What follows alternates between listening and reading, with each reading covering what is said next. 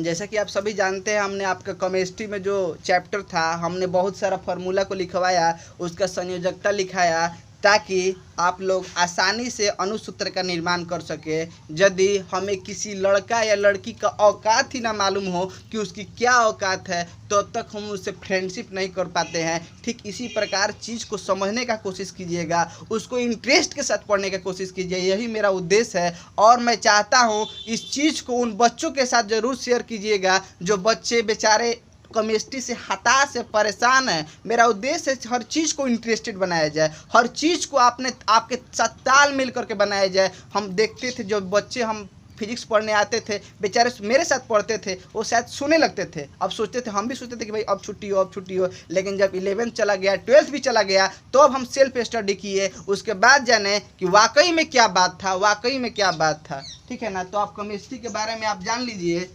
जैसे हम आपसे बोले सोडियम कार्बोनेट का निर्माण कैसे हुआ, तो आप लोग संयोजकता याद होगा। संयोजकता हम बीच में आपको टाइम इसलिए दिए, बीच में हम एक दिन वीडियो इसलिए अपलोड नहीं किए, आप ही के लिए किए, क्योंकि हम चाहते थे कि आपने जो फार्मूला लिखा है उस चीज़ को एकदम बारीकी से याद कर ले, या फिर हम है ना, हम इतना ना आपको प्रैक्टिस करवा देंगे। फार्मूला याद, सूत्र, संयोजकता याद होना ही होना है। आप देख लीजिए, जो सोडियम का जो वैलेंसी होता है वो होता है 1, और कार्बोनेट का जो वैलेंसी होता है वो होता है 2। और यदि इसको फ्रेंडशिप कराना है तो फ्रेंडशिप कैसे होता है, हई क्या करे, एगो कहे कि तू अपना इंस्ट्रूमेंट बॉक्स हमें दे दो, अपन कॉपी तू ले ला, तब न फ्रेंडशिप होकेला। तो देखो ये देखो Na2CO3, जो इसका जो सोडियम का था 1, वो ये ले लिया, और जो NH जो था इसका 2, देखो इंस्ट्रूमेंट बॉक्स ले ले बा,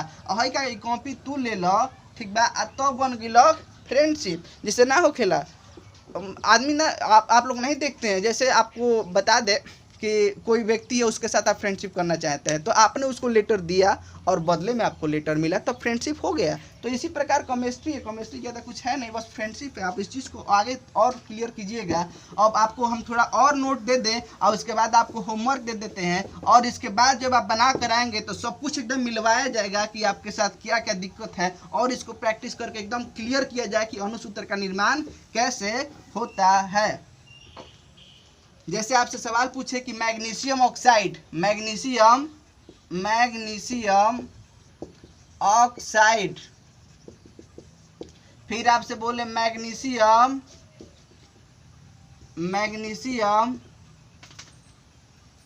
हाइड्रोक्साइड,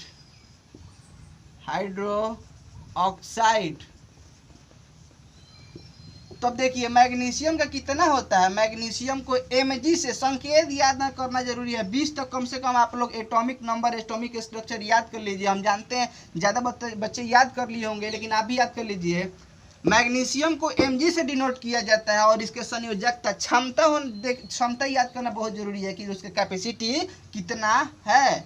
तो आके ऑक्साइड का वैलेंसी कितना होता है 2। आज जब भी आपको नियम बताए होंगे कि यदि 2 एक के जैसा होता है, आगे यदि नहीं बताए होंगे तो हम आपको फिर से बता देंगे कि आखिर कटता क्यों है। जब एक के जैसा होता है तो कट जाता है, और कटने के बाद जो इसका अणुसूत्र होता है वो ज्यों का त्यों हो जाता है। उसके बाद आगे मैग्नीशियम ऑक्साइड पर थोड़ा गौर कर लें कि मैग्नीशियम को Mg से निरूपित किया जाता है, इसका वैलेंसी होता है 2, और हाइड्रोक्साइड को OH से निरूपित किया जाता है, इसका वैलेंसी होता है 1।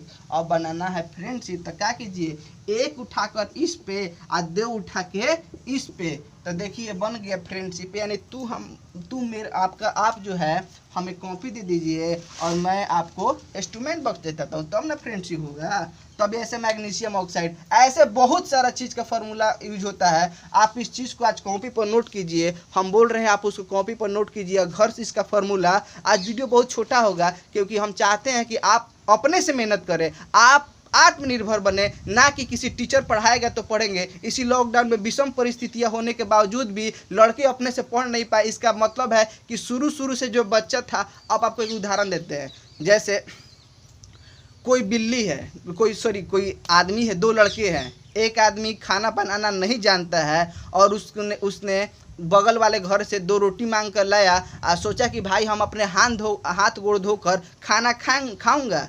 तो बेचारा मालूम चला कि बिल्ली 2 रोटी उसका जो था वो खा लेकर चली गई, तो बेचारा उस बच्चे को रात भर भूखे ही सोना पड़ेगा। जबकि दूसरा बच्चा वो रोटी बनाना जानता है, यदि बिल्ली भी लेकर चली गई तो वो अपने से खुद बना लेगा। इसलिए आदमी को आत्मनिर्भर होना चाहिए। यदि टीचर ना भी पढ़ाएं तो हम खुद पढ़ लेंगे, हम खुद कर देंगे, हम खुद पैदा कर देंगे। इसलिए आप हर चीज़ को आत्मनिर्भर तौर पर पढ़ें, उस चीज़ को सेल्फ स्टडी के तौर पर पढ़ें। यदि पढ़े तो लगे कि ना वाकई में कमाल किया। आप इसको आपको होमवर्क दे रहे हैं, आप कॉपी पर नोट कीजिएगा। पहला जो फॉर्मूला है वो हाइड्रोक्लोरिक एसिड, फिर दूसरा हाइड्रोजन कार्बोनेट, तीसरा का मैग्नीशियम ऑक्साइड, तीसरा लिथियम क्लोराइड, चौथा सोडियम कार्बोनेट, फिर पांचवा सोडियम सल्फेट,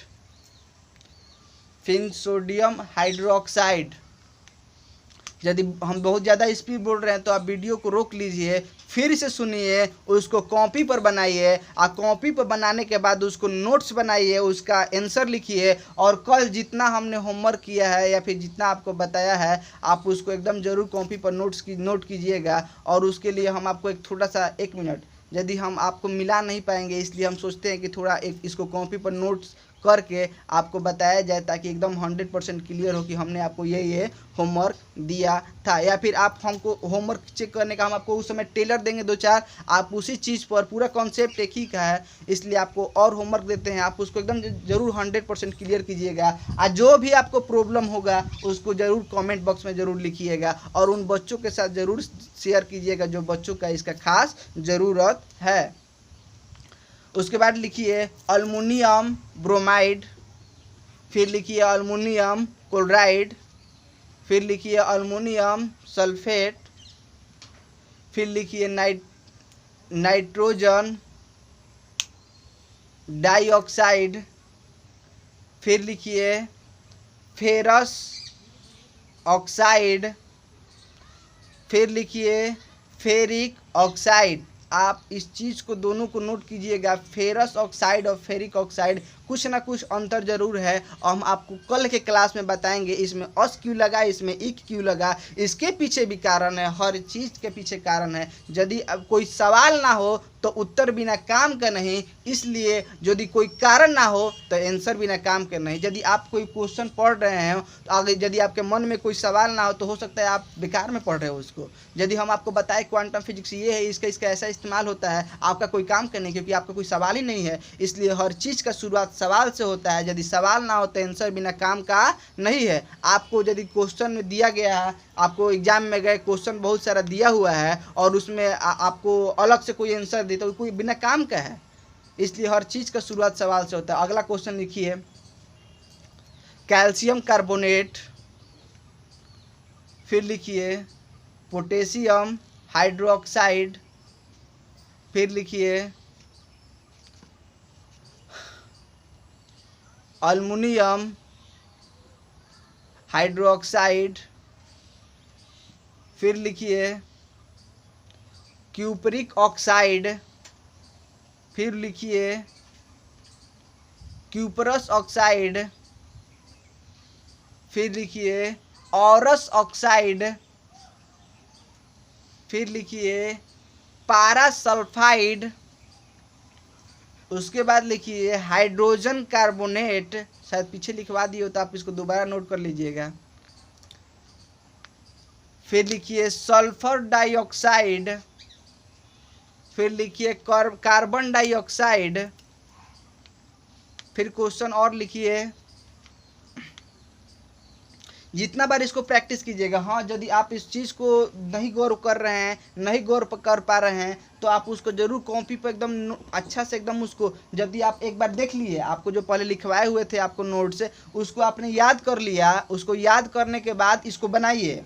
और यदि जहाँ पर फंस रहे उसको इतना बार ना प्रैक्टिस करवाया जा रहा है इस क्वेश्चन में, ताकि आपको उसको याद करने का ज़रूरत ना पड़े। यदि आप याद में कुछ दिक्कत भी, कमी भी आ गई तो उसको दूर कर सकते हैं। उसके बाद फिर लिखिए बेरियम क्लोराइड, उसके बाद लिखिए बेरियम सल्फेट, फिर लिखिए बेरियम कार्बोनेट, फिर लिखिए मर्क्यूरस सल्फाइड, फिर लिखिए मर्क्यूरस ब्रोमाइड, फिर लिखिए हाइड्रोजन आयोडाइड।